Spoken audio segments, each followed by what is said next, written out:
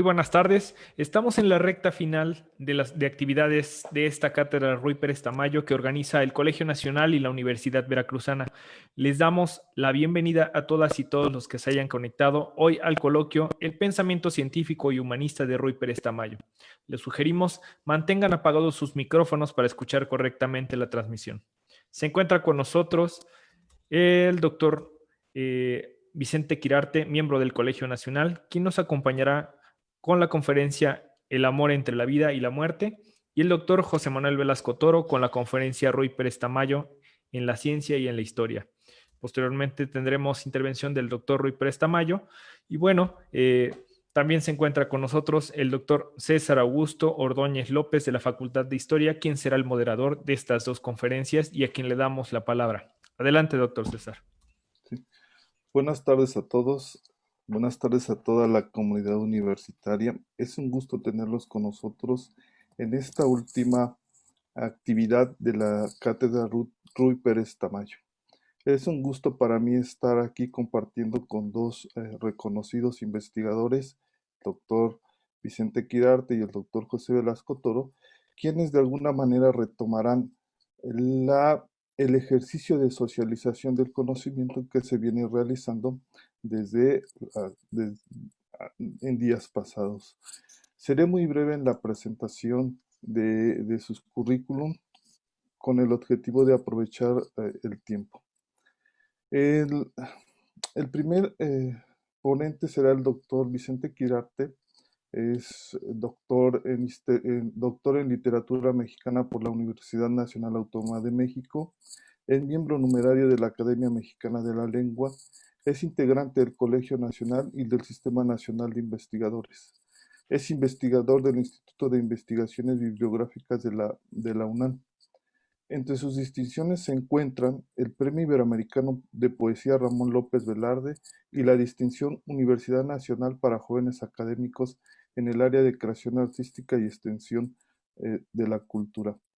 En su extensa producción se encuentran las obras Teatro sobre el viento amado de 1971, La isla que tiene forma de ballena del 2015 y entre otras El sol que nos alumbra. El doctor Quirarte nos presenta el trabajo titulado El amor entre la vida y la muerte. Doctor Quirarte.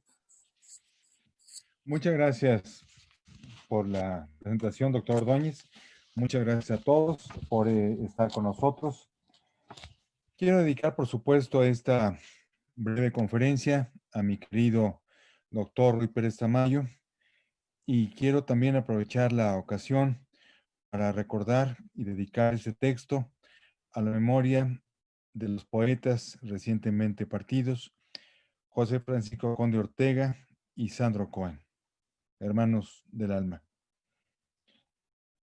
El año 2011, el Colegio Nacional y Editorial ERA dieron a la luz el volumen Pensar la vida, que aquí está.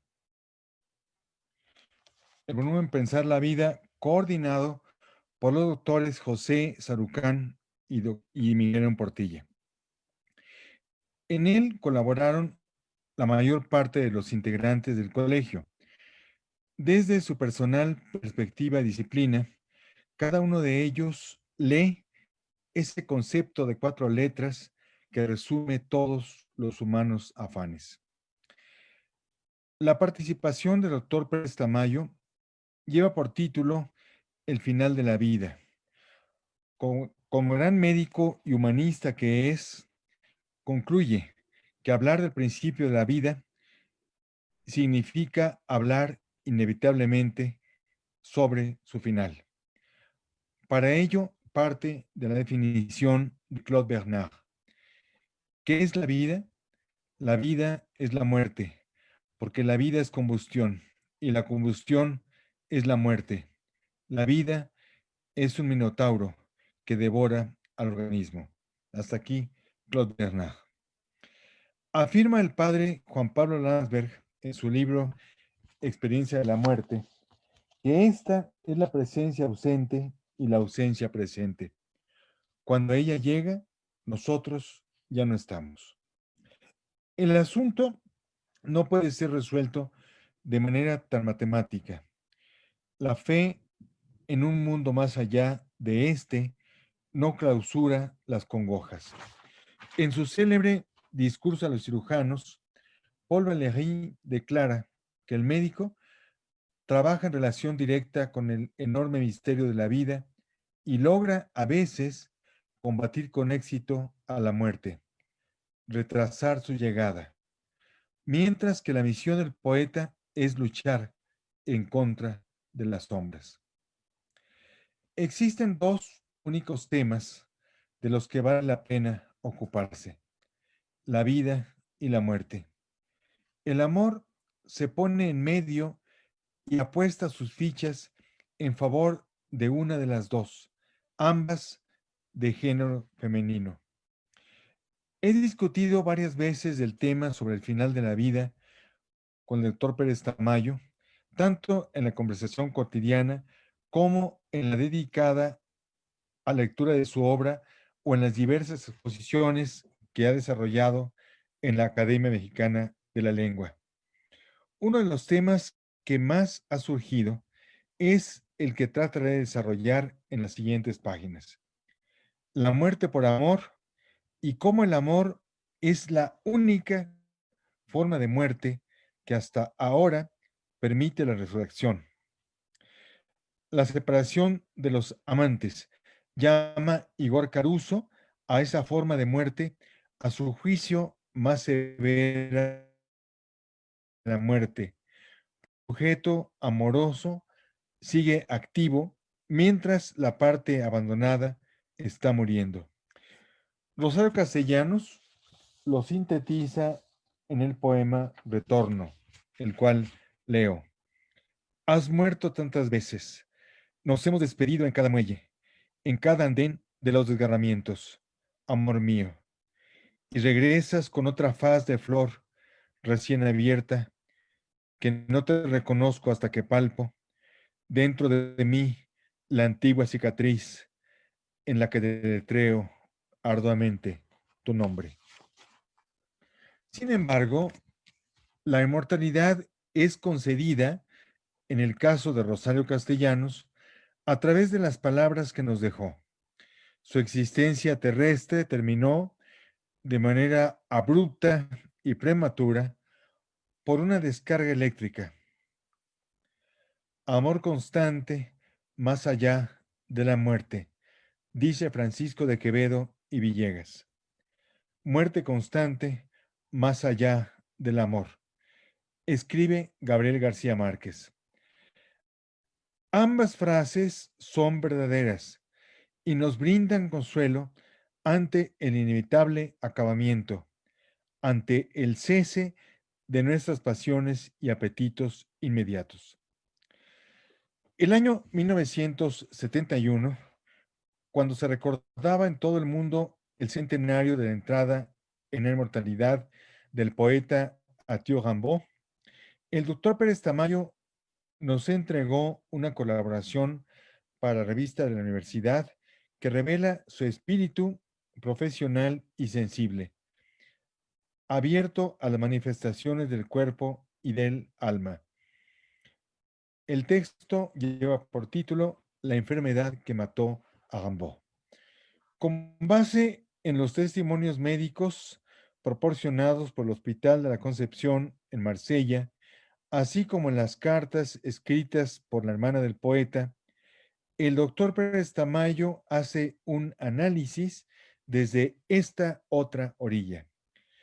El diccionario define la patología como, cito, parte de la medicina que estudia los trastornos anatómicos y fisiológicos de los tejidos y los órganos enfermos, así como los síntomas y signos a través de los cuales se manifiestan las enfermedades y las causas que las producen.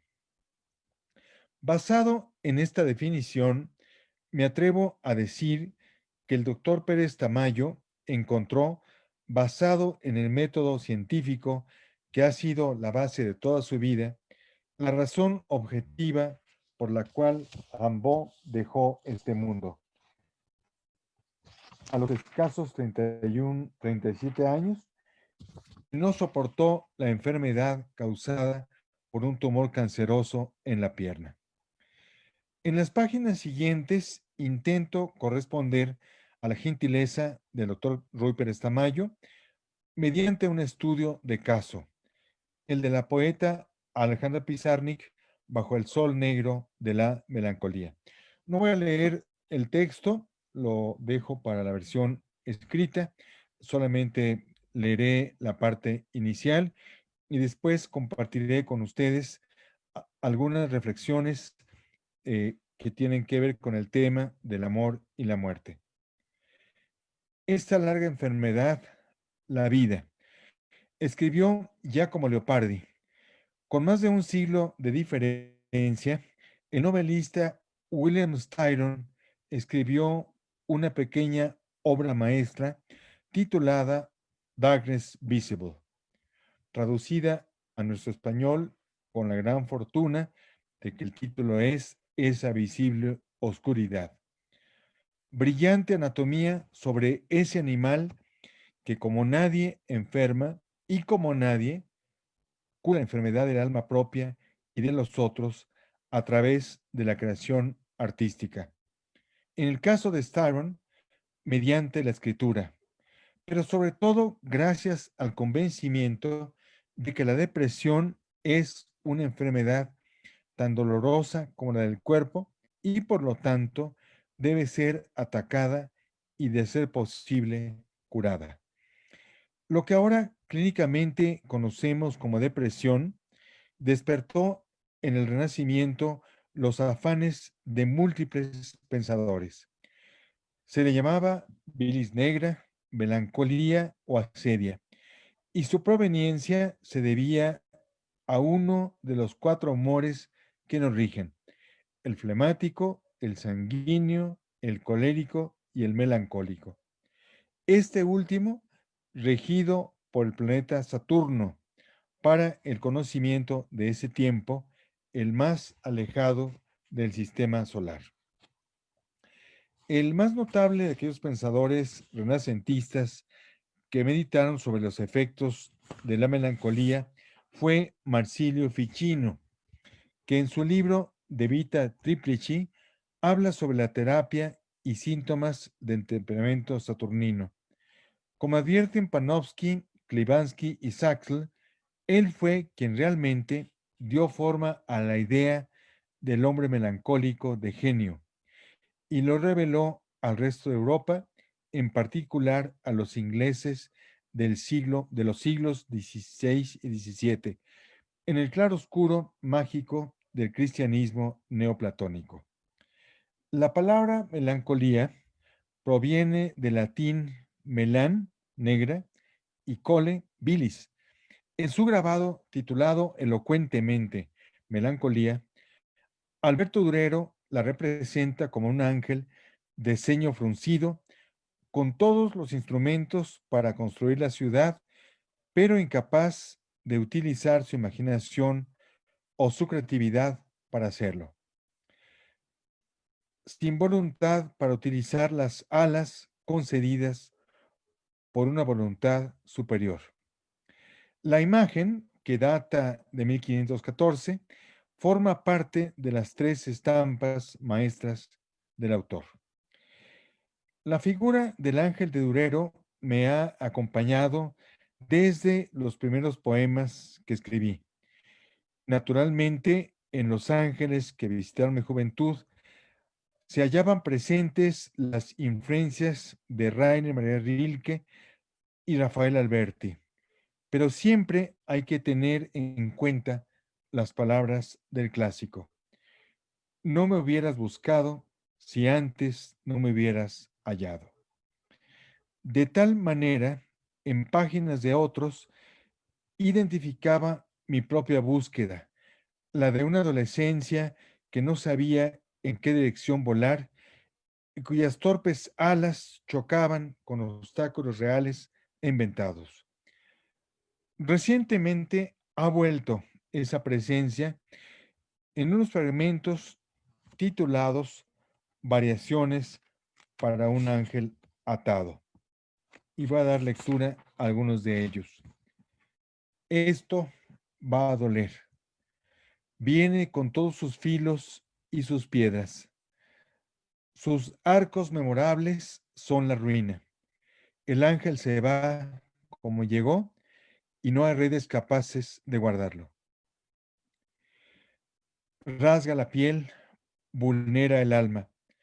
Lanza desde tu vientre un poema al mundo, procrea ese hijo desobediente y déjalo caminar por medios propios. Arma una contra el tiempo.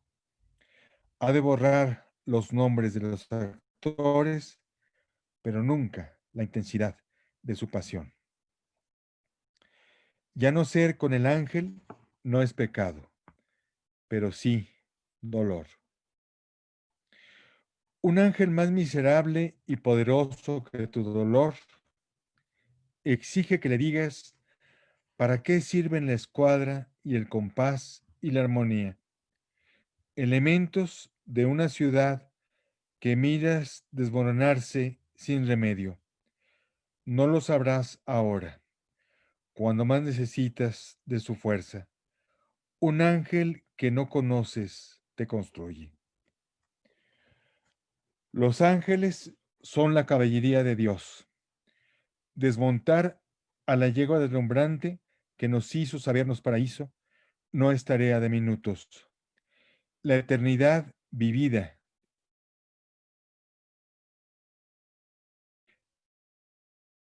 pagar son. Es la cosa. Tocar una y otra vez, hacer del tacto una pasión sin cura que en cada nueva caricia intenta guardar las alas para siempre. El corazón no está desviado.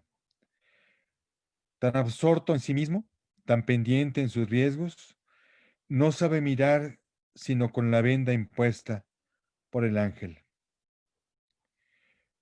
No aceptes el agua cuando más sed tengas, y menos la pidas. Su transparencia, que ya no es verdadera, inundará de sombras tu garganta. Ser vencido por el ángel no es indigno, pero sí regresar por más derrotas. Suelta las amarras y deja marcharse al ángel que te dio a conocer la libertad. Ahora te la exige. No tiene por qué gustarte, pero vivirás mejor cuando lo aceptes. Bueno, hasta aquí los fragmentos del texto que quiero compartir con ustedes y voy a leer una parte del texto, no todo, que está dedicado al autor como un ejemplo de caso que tiene que ver con Alejandra Pizarnik y con esta búsqueda entre la muerte y el amor.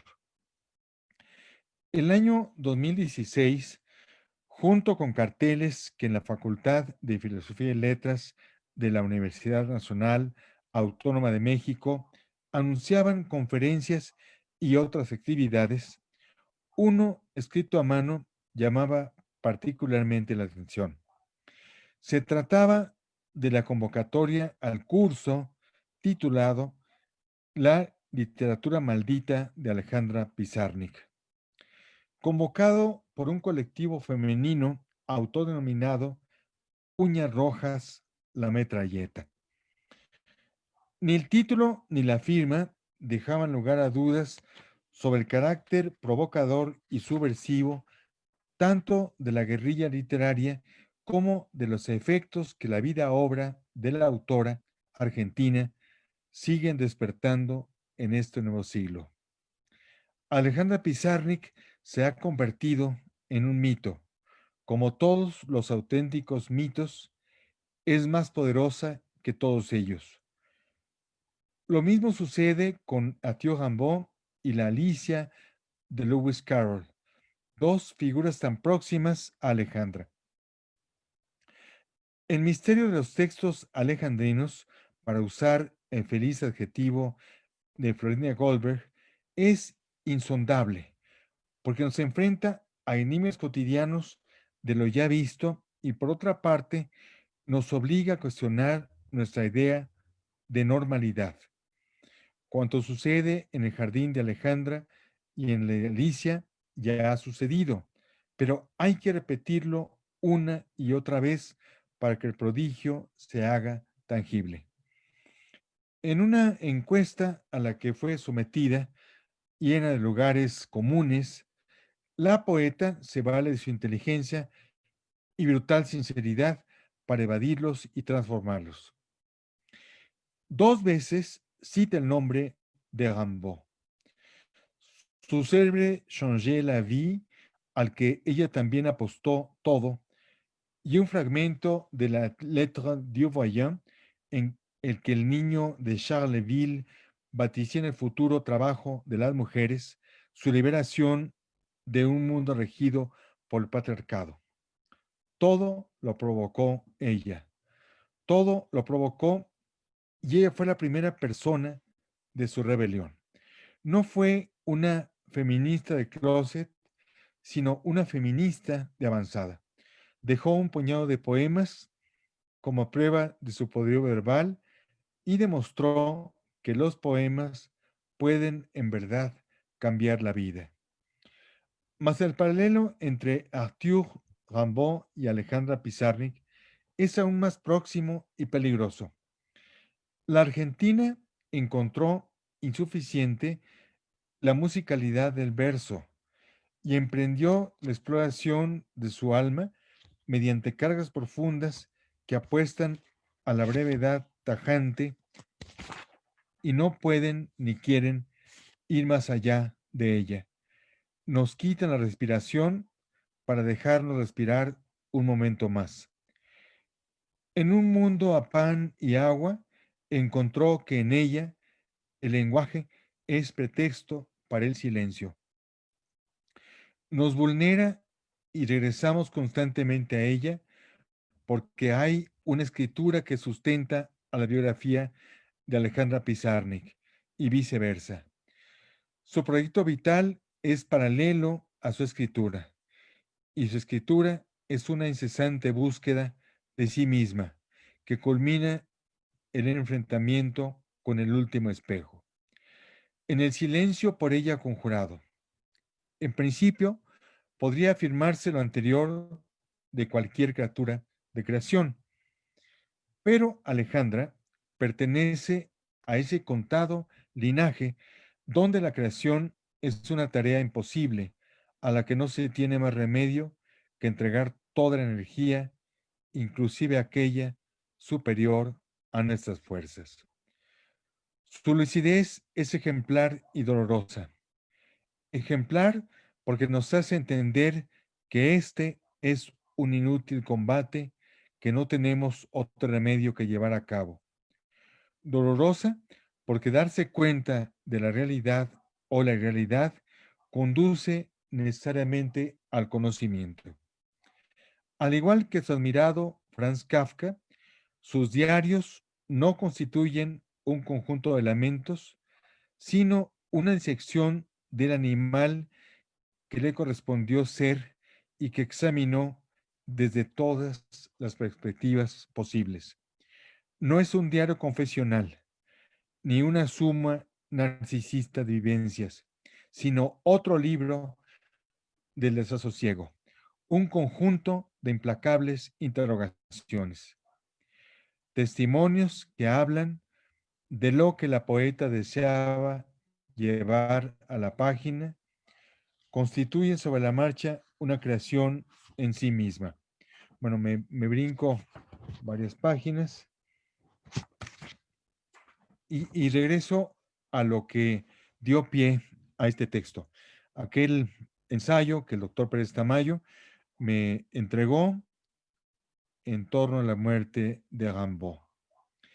Rimbaud se fue de este mundo a los 37 años de edad, aunque había matado al escritor en el activo desde 15 años antes.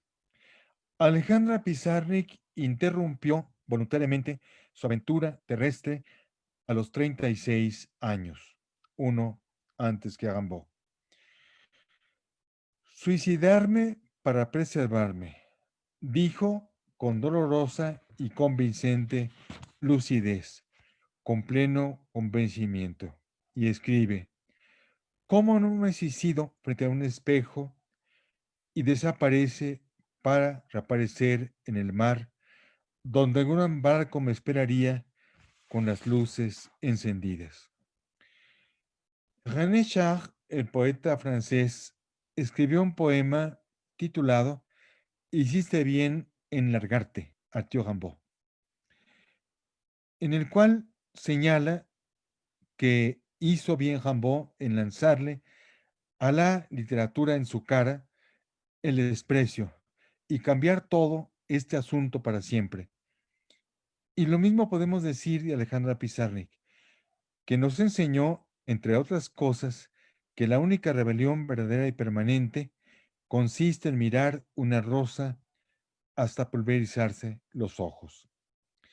Por eso la recordamos con luces encendidas, las mismas que cuando cae la noche y se prenden poco a poco en la ciudad, nos dicen que aún estamos vivos y que habrá todavía mañanas y más tarde.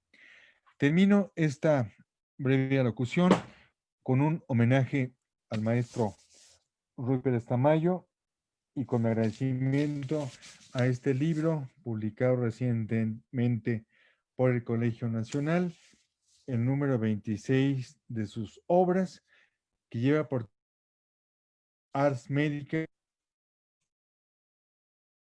o compartir con ustedes un fragmento del ensayo titulado La mejor profesión del mundo, porque creo que lo retrata de cuerpo entero mucho mejor de lo que yo podría hacerlo. Dice el doctor Pérez Tamayo: conforme empecé a aprender mi profesión y me enamoré de ella, por su doble carácter de disciplina científica y de relaciones humanas, por la demanda de usar todas mis facultades para curar, para aliviar cuando no se puede curar, y para siempre acompañar y confortar al paciente. La medicina no se convirtió en mi profesión, sino en mi vida, y no me imagino qué pudiera haber escogido mejor. A todos los jóvenes indecisos que todavía no ven con claridad cuál podría ser su futuro profesional, los invito a que consideren a la medicina como la mejor de las opciones. No serán ricos trabajando como médicos, pero tendrán una vida mucho más intensa y más llena de satisfacciones que los banqueros, porque la medicina es la mejor profesión del mundo. Muchas gracias, doctor Luis Pérez Tamayo. Muchas gracias a la Universidad Veracruzana. Muchas gracias, doctor Ordóñez, por esta generosa presentación. Gracias a todos.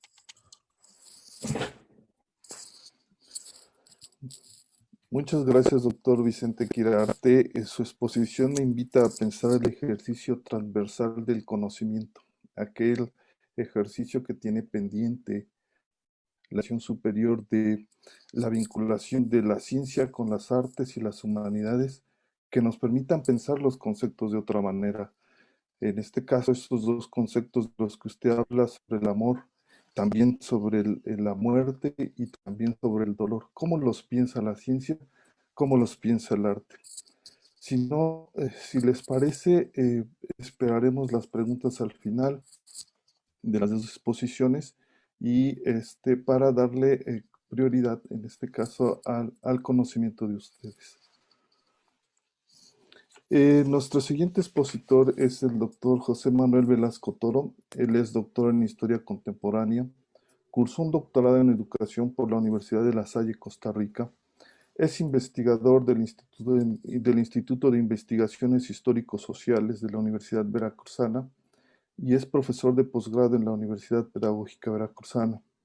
Es integrante del Sistema Nacional de Investigadores y entre sus reconocimientos en el año del 2019 recibió por el Centro de Investigación Atmosférica Ecológica el doctorado honoris causa por su contribución al desarrollo de la educación relacional. El doctor Velasco expone Ruy Tamayo en la ciencia y en la historia. Doctor Velasco, tiene la palabra.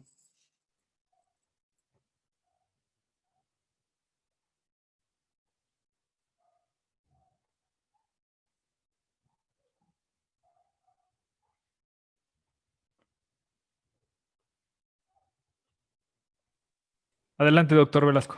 Sí, es que no me respondía el micrófono.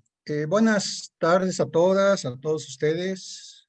Hoy estamos en la culminación de este evento que está dedicado al doctor Ruy Pérez Tamayo. Como hemos visto a lo largo de las exposiciones, es una persona con múltiples facetas, no solamente la del ser humano profundo, sino también la del profesionista, la del científico, la del humanista. Voy a hablar de él desde su perspectiva o desde la perspectiva histórica. Voy a tocar algunos elementos de su obra que refiere al campo de la filosofía de la ciencia y de la historia de la ciencia, sobre todo en el caso de México, y que es una obra que está con un lenguaje muy claro y muy dirigido hacia la divulgación científica y hacia la invitación de vocaciones científicas. En su discurso de ingreso al Colegio Nacional, Ruy Pérez Tamayo refiere que la incertidumbre es consecuencia de la ignorancia y que ésta prohija la diversidad de opiniones que son más profundas y extensas en la sociedad cuando mayor es el oscurantismo. Él insiste en la necesidad de impulsar el conocimiento científico y humanístico para desarrollar la cultura científica en toda sociedad, siempre en entrañable convergencia con el pensamiento humanista. Y afirma contundente, cito, la historia no se detiene, se encuentra en creación continua e irreversible, camina fácilmente hacia adelante y si no la acompañamos, nos quedamos atrás. Fin de la cita. Su preocupación por el cultivo de la ciencia se entreteje con el íntimo sentido humanista de un bucle cuyo movimiento alimenta y retroalimenta su vida, su hacer en la ciencia, su actitud educativa que se proyecta en cada página de su obra y de su conversación, pero sobre todo, por la curiosidad y el interés que despiertan las cosas nuevas. En su libro, La Revolución Científica, afirma una innegable verdad histórica. La ciencia y la tecnología, cito, constituyen hoy dos de las bases fundamentales de la civilización. Además, hay acuerdo general en que las áreas menos desarrolladas del globo terráqueo deben gran parte de su retraso social y económico a la falta de conocimiento científico y tecnológico, sea por razones culturales o por simple etapa histórica en su desarrollo.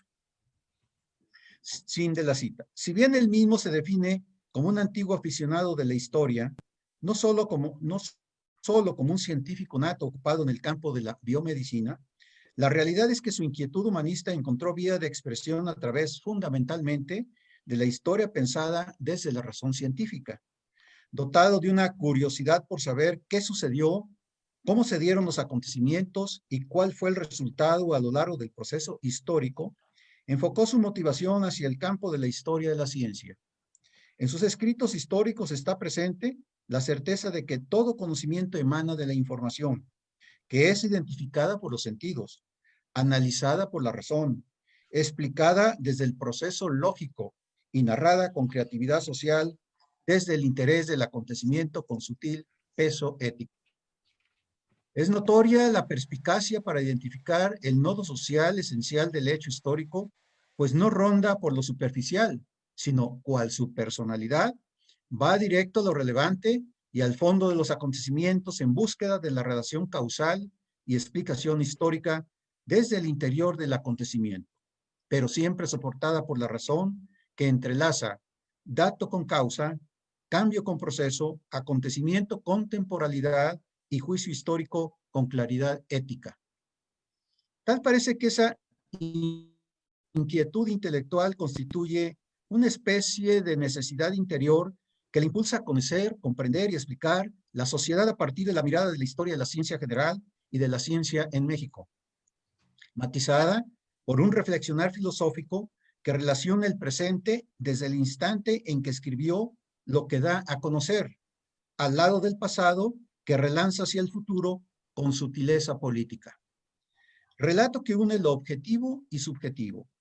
Al relacionar el presente vivido con el pasado remoto o inmediato, expone con traslúcida rigurosidad lógica y creatividad narrativa cómo es que ha evolucionado el conocimiento científico y tecnológico a lo largo de los siglos, y cómo ese hacer científico no puede desprenderse de la reflexión filosófica que hilvana ética y racionalidad, motivación y método, observación y habilidad intelectual, imaginación y relacionamiento complejo, a la par de la propia práctica que impulsa esa necesidad moral de elevar la experiencia de la vivencia a juicio histórico. En sus ensayos de historia de la ciencia, hay una actitud pedagógica que denota pasión por conocer, emoción por descubrir, gozo al explicar por qué y cómo sucedió y compromiso por educar. Tales son los casos de sus obras La ciencia en México y de Historia General de la Ciencia en México en el siglo XX, donde narra lo acontecido a partir de diversos testimonios consultados e interconectados con lo vivido como partícipe del hacer científico mexicano. Al sumergirse en el pasado, nos deleita con un relato impregnado de némesis, con rigor en el manejo de los testimonios y secuencia cronológica que vincula lo rememorado con el orden social y político. De ahí que al historiar subraya dos elementos relacionales. Uno, refiere a la ciencia como actividad exclusiva del Homo sapiens, que requiere para generar conocimiento de un método cuyo rigor lógico permita la mejor explicación para lo indagado. El otro es el incuestionable hecho de que el hacer científico demanda curiosidad, imaginación e inventiva. Componentes presentes en la definición de ciencia que construyó después del análisis de diversas enunciaciones provenientes de filósofos y científicos, a la par de su propia experiencia. Tamayo nos dice: la ciencia es una actividad humana tan específica del Homo sapiens como la expresión artística o la historia.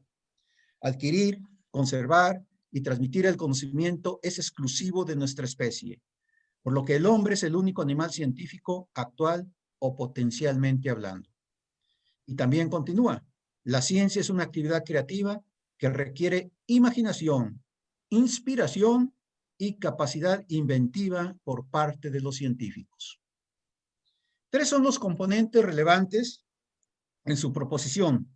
Uno, la curiosidad epistémica, esa inquietud humana que emana de la voluntad por conocer, comprender y explicar la naturaleza y la sociedad. Dos, el principio gnosiológico que refiere al acto cognitivo que conlleva creatividad.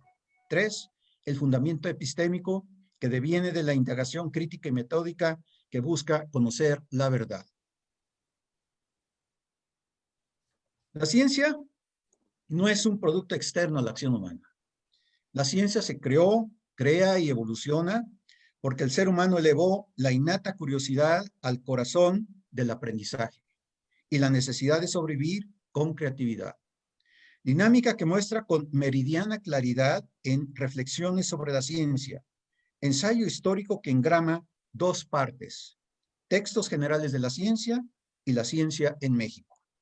Esta obra emana, como él mismo señala, de su actividad como investigador científico que ha realizado ininterrumpidamente desde 1943, lapso en el que afirma, cito: he escrito sobre mi ocupación profesional no como filósofo, ni como sociólogo, ni como historiador, ni tampoco como periodista, locutor de televisión o algo todavía peor si es que lo hay, sino más bien como juez y parte de la disciplina.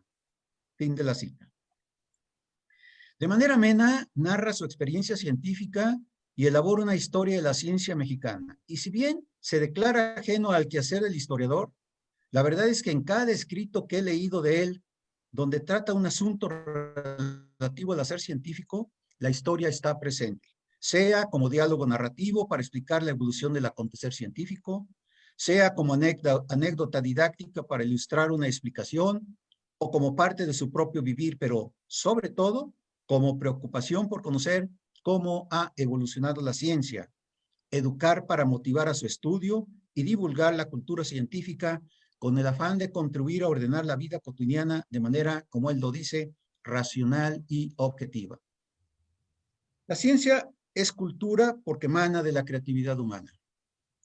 A lo largo de la historia, la humanidad siempre ha buscado una explicación del por qué ocurren las cosas, cómo es que suceden y qué relaciones implican los sucesos observados. La pregunta de un origen siempre busca entender cómo es que una causa tiene como consecuencia un efecto. Esa historia de cómo en el fluir de las diversas épocas de la cultura occidental se ha dado en la constante búsqueda del conocimiento verdadero, lo explica Ruy Pérez Tamayo con magistral claridad en su libro La Revolución Científica. En la primera parte nos presenta un análisis historiográfico de las obras que eligió para su estudio, cuyos autores centran su quehacer intelectual en la historia de la ciencia. En la segunda parte del libro se ocupó de los protagonistas de la revolución científica. Su interés lo centró en contar la revolución científica desde los hechos y experiencias de quienes participaron en ella.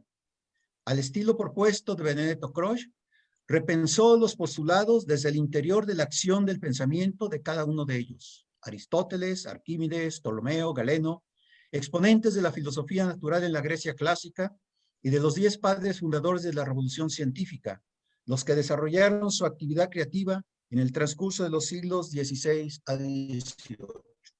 Nicolás Copérnico, Galileo Galilei, Johannes Kepler, Tycho Brahe, William Gilbert, Francis Bacon, René Descartes, Isaac Newton, Andreas Vesalius, William Hervey. En ellos centró su atención por una sencilla razón: su trabajo revolucionario que cambió la manera de ver el mundo y la vida en Occidente. Periodo de unos 100 años, de Copérnico a Newton, fundacional de la ciencia moderna, organizada a partir de la metodología inductiva para conocer y comprender los fenómenos naturales del cosmos y de la anatomía del propio ser humano, recurriendo para ello a la invención tecnológica de instrumentos que facilitaron la observación, experimentación y mesura de resultados. Concluye su narración con esta contundente verdad histórica. Cito: la libertad del pensamiento, la construcción de relaciones cada vez más abiertas y más cercanas con la realidad del mundo y el desarrollo de una visión más adulta y más responsable de la vida son el legado irrenunciable de la revolución científica. Fin de la cita.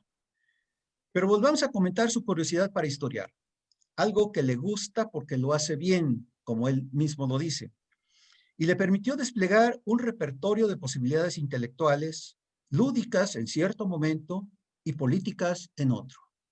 En su nítida narrativa, Historia General de la Ciencia en México en el siglo XX, proyecta lo que Goethe sentía con pasión cuando dijo: solo puede juzgar quien haya vivido historia en sí mismo.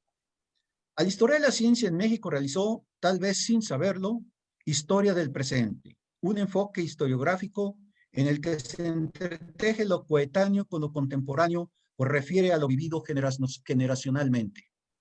En su amplio cúmulo de libros, artículos escritos y evidencias orales que aportan información sustantiva para construir el relato del hacer científico durante el siglo XX, resalta su hacer activo en el campo científico mexicano, especialmente durante la segunda parte del siglo XX.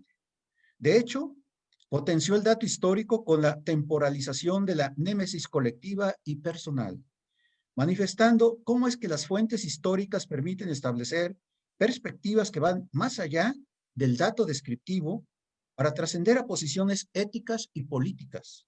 Basta un ejemplo. Cuando Carlos Salinas de Gortari ya había sido declarado presidente de México, cito: 4 miembros de la comunidad científica, relata, tuvimos la oportunidad de hablar a solas con él. Yo había preparado unas notas que me permití leerle. En esas notas, que con espíritu mesiánico titulé Un programa para el desarrollo de la ciencia en México, resumí 5 puntos que me parecían los más importantes en ese momento. Fin de la cita. De ellos, resaltó el primero que, comentario aparte, debería ser nodo relacional en la política del desarrollo nacional hoy y siempre. Ruy Pérez Tamayo nos dice, la ciencia se declara prioridad nacional. La declaración a la que se refiere este primer punto del programa debe de tener el carácter de un decreto operativo. En otras palabras, se trata de una acción sustantiva con efectos profundos y múltiples en la vida mexicana, detectables en la educación, la economía, la política nacional e internacional, las artes y hasta la filosofía. Un aspecto fundamental de este primer punto del programa es que no debe tener carácter sexenal. Debe establecerse como una conquista más de la revolución, del pueblo mexicano, tan irrenunciable como la abolición de la esclavitud, que en cierta forma también es, o los derechos humanos. La declaración debe incluir a toda la ciencia, sin distinciones de ninguna clase. Fin de la cita. Su convicción de que la ciencia y la tecnología pueden ser claves para el beneficio social, cultural y económico del país está manifiesta en sus escritos, en los que enfático argumenta con claridad prospectiva de que la independencia de México se logrará solo en la medida en que se alcance la autonomía científica, se tenga capacidad tecnológica desarrollada y una educación pública de vanguardia que impulse habilidades de pensamiento reflexivo, creativo o de fertilidad, como él lo refiere, e insiste, como lo hizo en su conferencia magistral, dictada en la instauración de la cátedra Ruy Pérez Tamayo, el 29 de julio de 2005 en la Universidad Veracruzana, que uno de los compromisos nacionales debe ser priorizar la investigación científica e innovación tecnológica como pilares fundamentales para el desarrollo nacional. Y dijo en esa ocasión, como dirigiéndose a los responsables del gobierno, inicio de cita, miren más allá de sus fronteras y vean lo que distingue a los países desarrollados, que ofrecen un elevado nivel de calidad de vida a sus ciudadanos, de los países subdesarrollados en donde prevalecen la miseria y la enfermedad. Es la ciencia, es el conocimiento científico. Pero para mirar hay que querer ver y para ver hay que abrir los ojos. Dos operaciones que requieren aceptar la posibilidad de rebasar o hasta suprimir los intereses propios, personales o partidistas, en aras del bien de la mayoría de los ciudadanos. Fin de la cita. Otro de los temas que lo conectó a la historia, la patología e inmunología, que han sido el epicentro de la intensa actividad científica desplegada desde 1945, en la que resalta la investigación relacionada con los procesos de la enfermedad, preocupación que en 1984 ligó con su inquietud social. En ese año inició un extraordinario viaje hacia el pasado, pues se adentró en los recovecos del laberinto que conlleva el concepto de enfermedad y su concepción en los diversos momentos de la historia de la humanidad, para arribar al libro que lleva por título El concepto de enfermedad, su evolución a través de la historia, obra que, por cierto, fue la primera que leí de Ruy Pérez Tamayo cuando me encontraba yo haciendo un estudio sobre el concepto precisamente de salud y enfermedad entre la población de los Tuxtlas, Veracruz.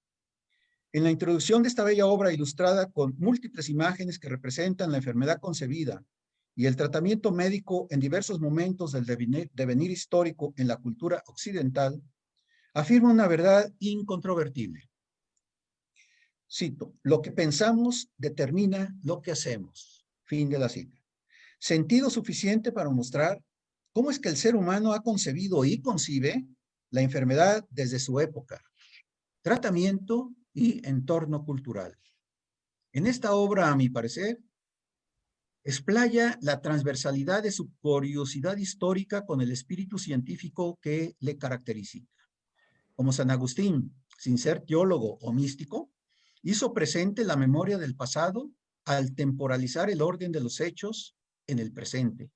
Sencillamente, porque explica con destreza metódica verdades históricas que emergen del meticuloso análisis de los hechos, del dato testimonial que le conduce a establecer conclusiones válidas, lo que refleja en el párrafo final de la coda en el tomo 2. Cito, el conocimiento humano parece crecer siguiendo dos tipos diferentes de procesos: acumulación, el aumento progresivo de la historia, modificado por las propiedades emergentes de la masa creciente de información nueva y descubrimiento; la ruptura con el pasado por medio de la introducción de elementos completamente nuevos e impredichos; el contrapunto que surge del juego simultáneo de estos dos procesos, distintos pero complementarios.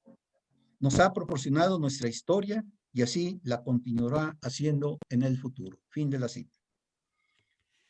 El presente del pasado lo recreó para comprender que la historia, que no tiene fin, al menos mientras la humanidad exista como la conocemos, nos dice, lo ubicó en la totalidad de la cultura. Esa búsqueda de lo histórico muestra el suceder desde su íntimo hacer en la ciencia, el vínculo investigativo compartido con colegas científicos y el haber sido copartícipe del desarrollo de instituciones que se fueron abriendo paso en la investigación científica en México. Así, en el capítulo 4, los científicos trasterrados de su historia general de la ciencia en México en el siglo XX, nos da a conocer una etapa poco conocida, pese a que fue fundamental en el desarrollo científico mexicano a partir de 1937. La llegada de científicos españoles exiliados por la Guerra Civil, que fue de 1936 a 1939. En el año de 1937 fue clave para la ciencia mexicana porque se dio un entramado perfecto en que la operación histórica combinó el espacio social con la práctica científica de 325 españoles que impulsaron diversos campos del saber. Científicos que estaban a la vanguardia de los conocimientos en su época, lo que propició el impacto altamente positivo que impulsó la actividad de investigación y la creación de instituciones que se transformaron en pilares del posterior desarrollo de la ciencia mexicana. Esa etapa la vivió como estudiante de medicina. Cito: yo fui alumno directo del doctor Isaac Costero, uno de los científicos españoles exiliados. No sé si esto me justifica o me descalifica como testigo de ese importante episodio de la historia de nuestra ciencia, sobre todo cuando inevitablemente deba hacer juicio sobre su influencia académica y técnica en la vida científica de México en el siglo pasado. Fin de la cita. Concluyo este breve relato acerca de Ruy Pérez Tamayo, no con mis palabras, sino con las suyas, que exponen la semilla que desató su pasión por la ciencia y tal vez por la historia y la filosofía de la ciencia. Cito: como estudiante de medicina generación 43-49, yo tomé clases los 2 primeros años de mi carrera en lo que entonces era la Escuela de Medicina. Durante el segundo año me inscribí en la clase de fisiología que daba el doctor Efrén C. del Pozo, recién regresado de México, después de una estancia en el Departamento de Fisiología de la Escuela de Medicina de la Universidad Harvard de Boston, Estados Unidos. El doctor del Pozo también ingresó al Laboratorio de Estudios Médicos y Biológicos y, como uno de sus ayudantes era mi compañero de generación y cercano amigo Raúl Hernández Pión, tuve la oportunidad de visitar ese laboratorio con cierta frecuencia y conocer, de lejos, a algunos de los científicos exiliados españoles como Nieto, Obrador y Carrasco y Formiguera. Mi trato con el doctor del Pozo fue más cercano e incluso un par de años después, junto con Hernández Pión y Carlos Guzmán Flores, publicamos un artículo científico, mi primera publicación. En años ulteriores, 1952, 1967, y gracias a nuestro contacto previo, el doctor del Pozo, ya como secretario general de la UNAM, me apoyó incondicionalmente para fundar y desarrollar la unidad de anatomía patológica de la Escuela de Medicina de la UNAM en el Hospital General. Fin de la cita. Gran relato de vida, gran historia de la ciencia en México. Ese es Ruy Pérez Tamayo. Gracias y felicidades, doctor Ruy Pérez Tamayo.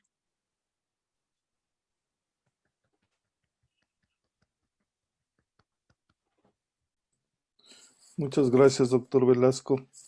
Pasaremos a la sesión de preguntas, pero antes me gustaría saber si el doctor Ruy Pérez Tamayo quiere hacer algún comentario al respecto.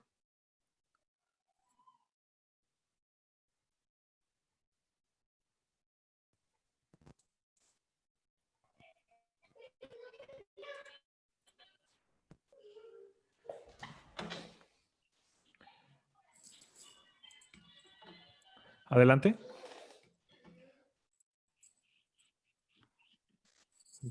Ok, ya puedes hablar. Bueno, en realidad se ha dicho mucho sobre lo que yo hice en los años en los cuales tuve actividad académica de tipo positivo. Tuve mucha suerte, ya se mencionó, en los contactos con los cuales me inicié. Se ha mencionado varias veces a dos personajes y quiero enfatizar mi relación con los dos. Uno de ellos, Raúl Hernández Peón, compañero de generación y compañero en nuestros inicios en la investigación científica. Él fue realmente quien me inició en los trabajos experimentales que se han mencionado. Él me enseñó a cazar gatos en las azoteas de la colonia Roma para llevarlos al laboratorio, anestesiarlos y estudiar una serie de fenómenos fisiológicos en los que él tenía especial interés y en los que yo, desde luego, también me suscribí y en los que hice mis primeras observaciones. El otro personaje fue mi maestro, el doctor Isaac Costero. Él tuvo una influencia extraordinaria, no solamente en mí, sino en casi todas las generaciones con las que tuvo contacto, porque no solamente era un científico de corazón, sino que además era uno de los científicos más simpáticos que yo he conocido. Se sabía todos los chistes del mundo y los contaba con una gracia fenomenal. Su obligación era dar 3 clases por semana a los alumnos del año en cual él figuraba, en el tercer año. Sin embargo, daba clase diaria por su propio deseo de convenir, de reunir a los estudiantes en el interés en la ciencia. Y lo lograba no solamente a través de sus conocimientos, sino a través de su simpatía personal. Y en realidad, esos fueron dos de los elementos centrales en mi formación, como ya ha sido reiteradamente señalado por mis colegas y amigos que me han precedido. Pero hay otro aspecto al que quiero señalar y que se refiere a mi apoyo familiar. Mi madre me apoyó siempre con muchísimo cariño y con toda su fuerza, que no era poca. Y a ella realmente le debo en gran parte todo lo que después logré hacer y que ha sido tan generosamente comentado por mis amigos y colegas en esta sesión. Les agradezco mucho las horas que invirtieron en averiguar estos detalles a los que se han referido sobre mis actividades. Hay otras muchas, les advierto que si persisten en este tipo de exploración, van a tener que usar muchas horas para poder llenar todos los recovecos en los cuales he participado a lo largo de mi carrera. Otra vez, muchísimas gracias por su generosidad y por su amistad. Muchas gracias, doctor. En verdad no nos quitaría, nos gustaría que en algún momento nos platicara sobre esa vida que necesitamos conocer. Voy a pasar o voy a dar oportunidad a 2 o 3 preguntas. Ya vi que alzó la mano la maestra Malva Flores y el maestro Miguel Reyes. Maestra Malva Flores, tiene la palabra.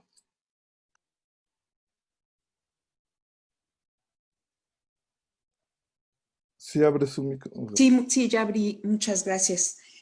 No voy a hacer una pregunta, solo vengo a hacer un homenaje. Soy Malva Flores Ruy, hija de Asdrúbal Flores, y quiero hacer aquí un homenaje a la generosidad de Ruy.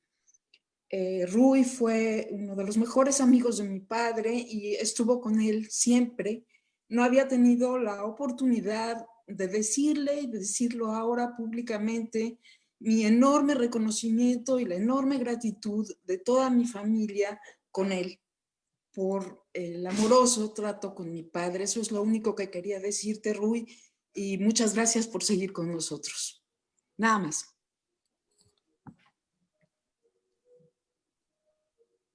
¿Decir algo? Ok. Ya, vas. Bueno, estoy muy conmovido por Malva, qué barbaridad. Qué generosa eres. Te quiero mucho. Mil gracias. Yo también, Rui.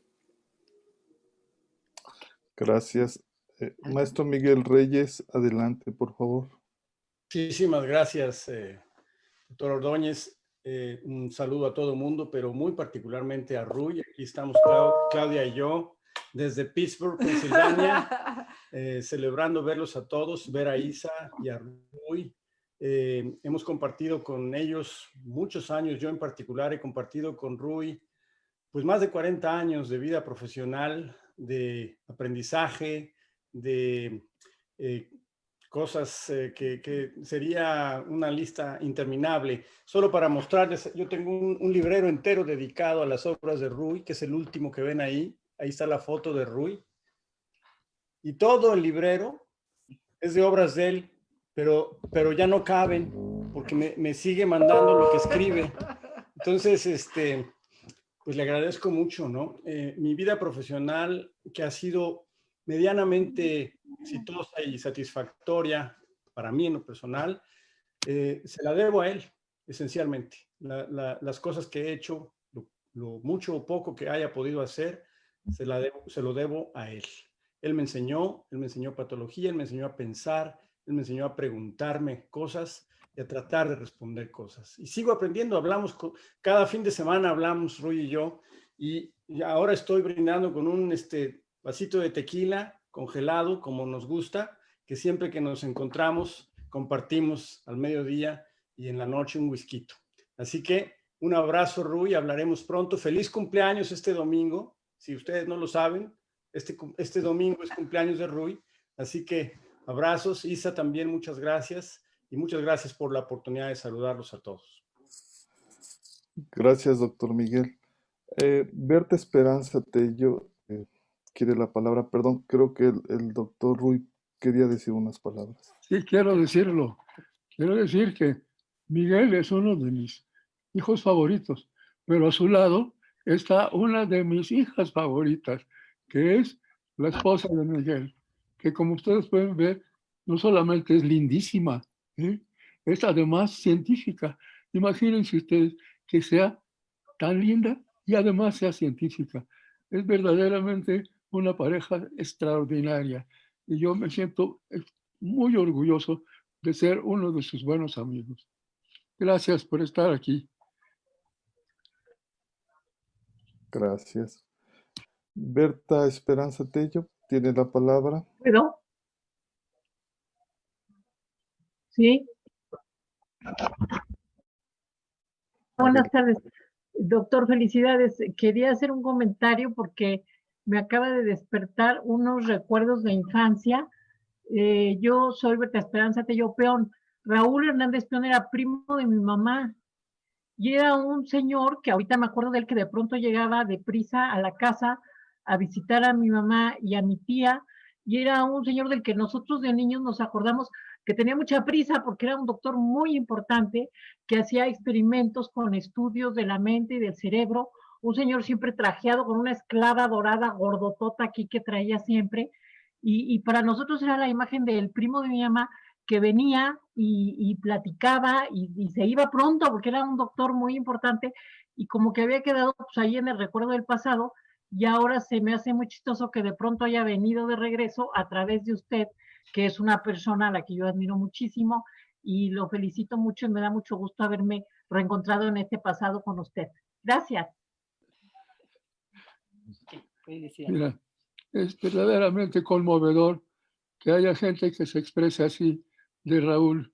Raúl y yo fuimos como hermanos. Éramos verdaderamente una sola persona. Él, desde luego, el mejor de los dos. Pero yo lo disfrutaba muchísimo porque era un hombre de una honestidad y una claridad de pensamiento verdaderamente extraordinaria. El día que él murió, yo me fui con él. La verdad es que para él cambió mi vida completamente. Y yo me siento muy orgulloso de poderlo decir y de seguirlo diciendo, y que haya gente que lo haya conocido y esté de acuerdo con mi juicio en relación con Raúl. Muchas gracias por estar aquí. Un abrazo, doctor. Gracias a usted.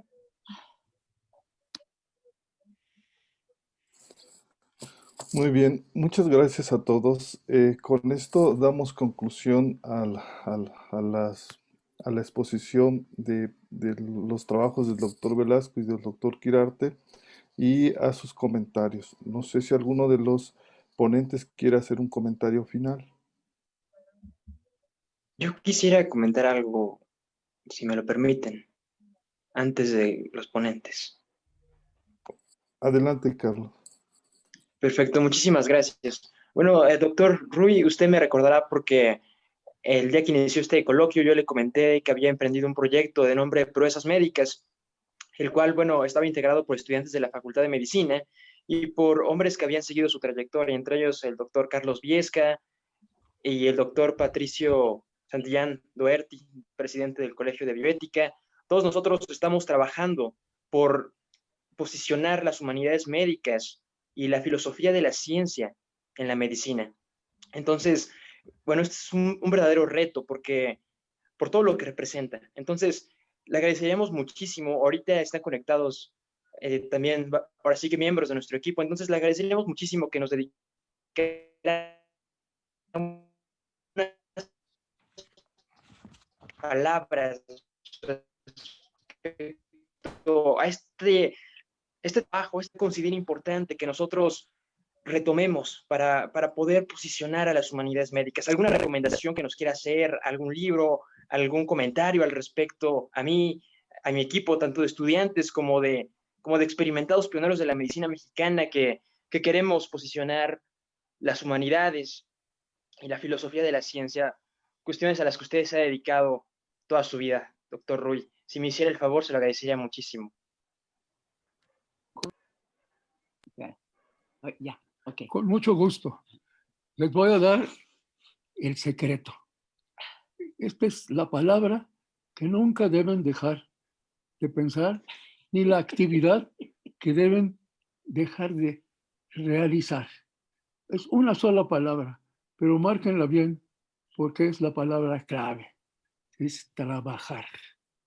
Lo que hay que hacer es trabajar. Enfrentar todas las opciones que existen con la imagen específica de producción desde un punto de vista de generación de cosas nuevas. Y eso solo se logra trabajando.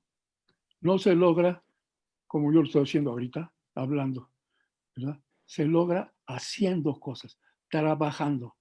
Si ustedes llenan su vida con esa sola palabra, trabajar, la han llenado de la manera más perfecta que hay, porque entonces va a ser una vida completa, satisfactoria, productiva, real, ¿verdad? No va a ser una vida cualquiera, va a ser la mejor de todas las profesiones. Trabajar. No se te olvide, trabajar. Muchas gracias. Ahora Gracias. sí, finalizamos esta sesión. Voy a pasar video, voy a transmitir un video del doctor Ruy Pérez Tamayo y posteriormente cederé la palabra a la doctora Norma Angélica Cuevas Velasco para unas palabras de cierre final. ¿Me permiten un segundo?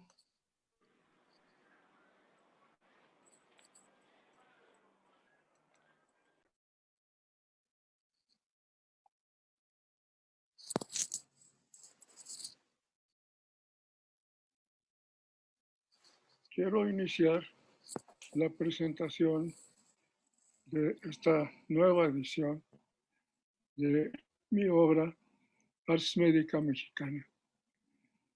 En esta ocasión, el Colegio Nacional,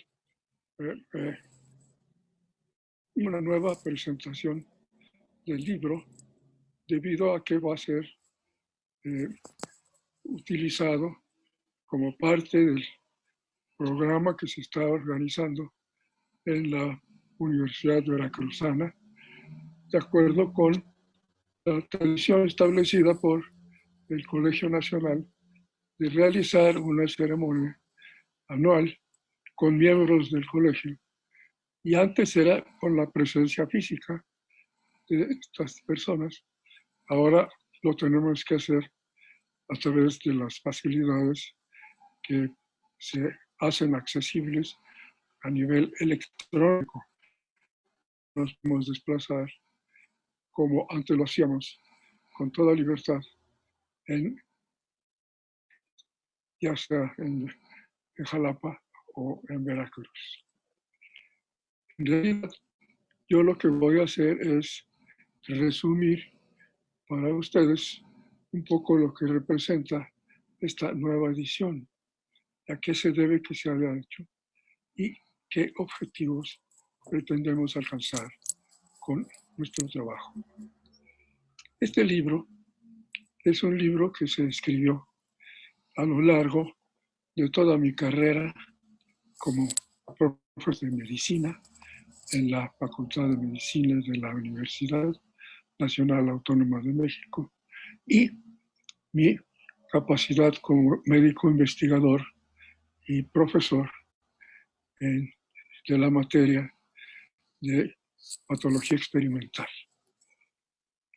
Mi interés en establecerlo, en presentarlo y en difundir su contenido se deriva de que se trata de la experiencia personal a lo largo de muchos años, cerca de 40 años, como profesor de medicina y como médico investigador en la universidad.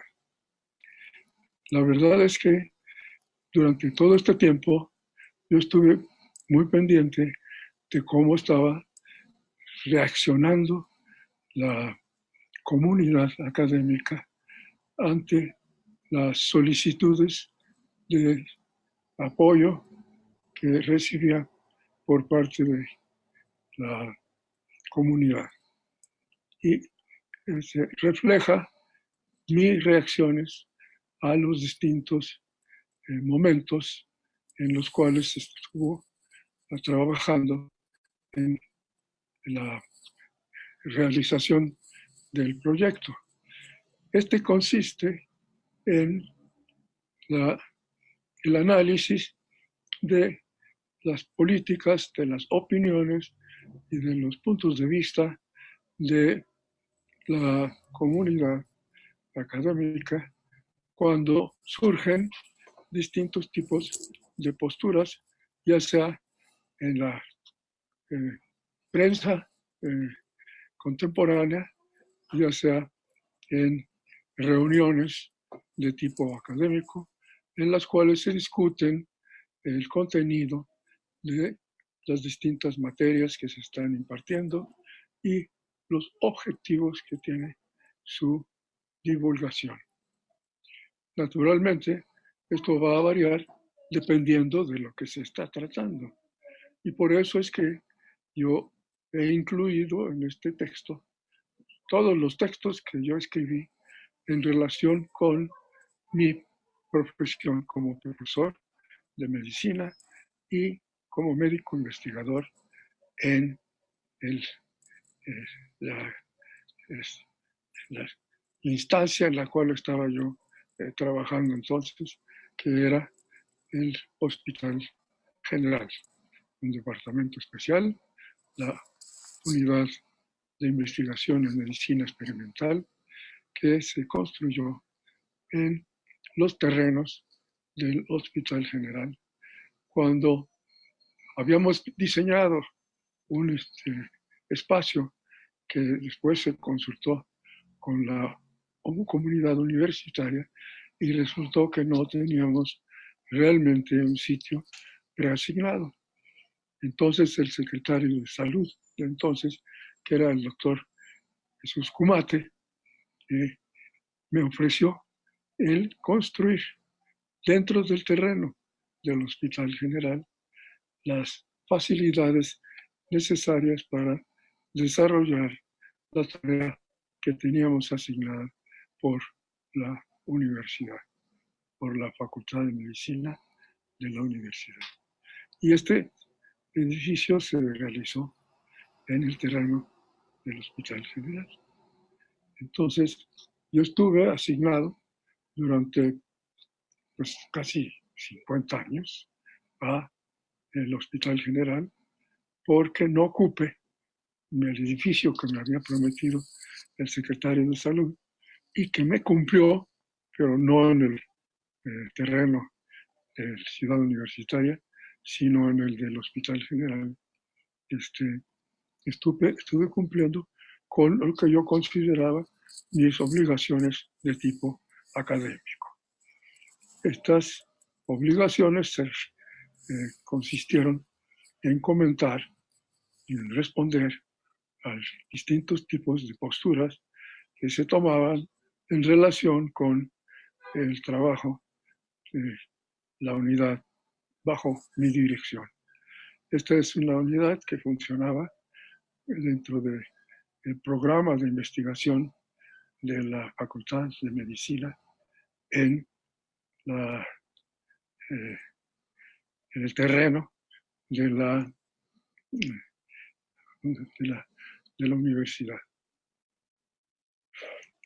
Naturalmente, el contenido varía dependiendo de cuál es el enfoque que se le está dando en un momento dado a nuestra tarea, a nuestro funcionamiento como profesores de materias en la Facultad de Medicina y como investigadores en las instalaciones diseñadas específicamente para ello. Y por lo tanto, la riqueza del material se debe a la manera como se está respondiendo a las posturas que se toman en relación con el trabajo que se está desarrollando. Cuando este trabajo tuvimos que interrumpirlo por la instalación de la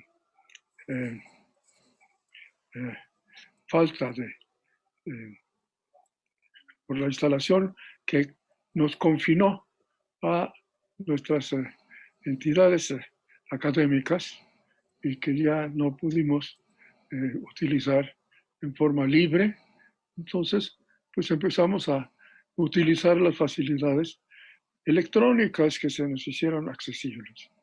Entonces, lo que está ahora en la nueva edición del libro que estoy promoviendo y que está siendo motivo de su presentación en la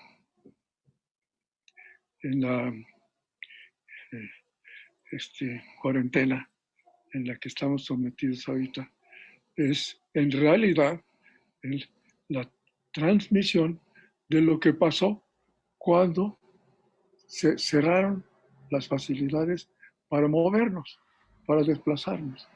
Y entonces tuvimos que aprender a comunicarnos a través de medios electrónicos. En realidad, esto es el repaso de la cátedra de medicina que yo he estado dictando a lo largo de estos casi 40 años, casi 50 años, cuando se cerraron las facilidades para ir a hacerlo personalmente. Y ahora estamos grabándolo como se puede hacer en la actualidad.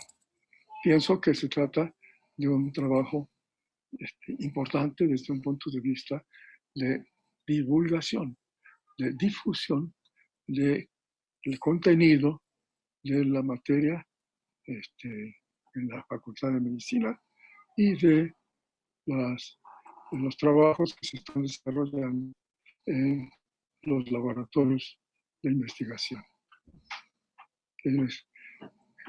Yo no pienso que esté fuera del lugar, sino totalmente dentro de lo que se puede hacer dadas las circunstancias de la actual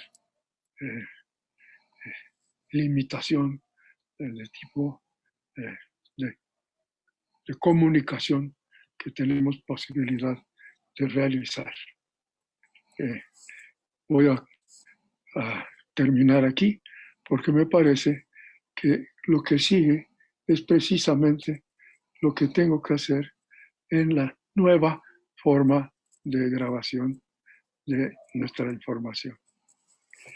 Y les agradezco mucho la atención que se sirvan seguir prestando a este esfuerzo que tiene como objetivo la difusión de la cátedra de la medicina experimental dentro de la Facultad de Medicina de la Universidad Nacional Autónoma de México. Muchas gracias.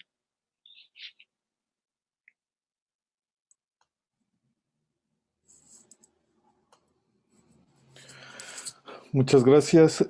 Hasta aquí mi participación.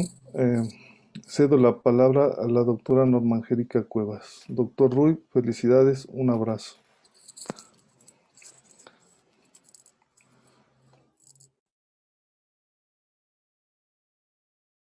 Adelante, doctora Norma.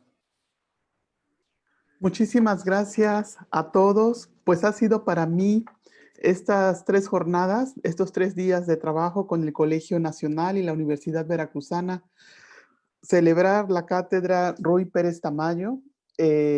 Por supuesto, traigo un agradecimiento de parte de nuestra rectora, la doctora Sara Ladrón de Guevara. En primer lugar, pues para nuestro homenajeado, el doctor Ruy Pérez, para su familia, quien nos ha estado apoyando, comunicándonos todo el tiempo para llegar a buen puerto con estos trabajos que hemos disfrutado en voz de la doctora María Elena Medina Mora, del doctor Carlos Contreras, del doctor Alejandro Frank, del doctor Víctor Alcaraz, del doctor Vicente Quirarte y del doctor José Velasco Toro, que es el coordinador de esta cátedra en la Universidad Veracruzana. Estoy segura que ha sido provechoso todo este trabajo para nuestros estudiantes, para nuestros colegas. Hemos escuchado palabras, producto, como dice el doctor, que debe ser de un trabajo arduo, palabras inteligentes, palabras llenas de sentido, pero sobre todo yo me quiero quedar con las palabras llenas de amor. Creo que el legado intelectual, el legado científico del maestro Ruy Pérez Tamayo está fuera de duda, pero hay otro legado que han estado marcando quienes lo admiran, quienes han sido sus alumnos, quienes lo respetan como el científico que es. Y es esa capacidad de generar a nuevos científicos y en el camino construir nuevos amigos, ¿no? Yo creo que ahí tenemos a un ser humano realmente integral, completo, y es verdaderamente un honor para la Universidad Veracruzana contar con su presencia siempre generosa. Esta universidad, doctor Ruy, es su casa. Siéntase siempre bienvenido. Les agradezco muchísimo todo. Les agradezco a todos los que nos están escuchando. Y en nombre también del Consejo Consultivo de las Cátedras de Excelencia de la Universidad Veracruzana, les extiendo la invitación que nos ha dejado sobre la mesa el doctor Ruy. Hagamos de esta Ars Médica un libro de cabecera de nuestros estudiantes, porque forjaremos no solamente buenos científicos y divulgadores de la ciencia, sino buenos humanistas también, que tanta falta nos hacen estos tiempos. Muchísimas gracias, que todos tengan un excelente fin de semana, un excelente día de cumpleaños para el doctor Ruy. Muchísimas felicidades a todos.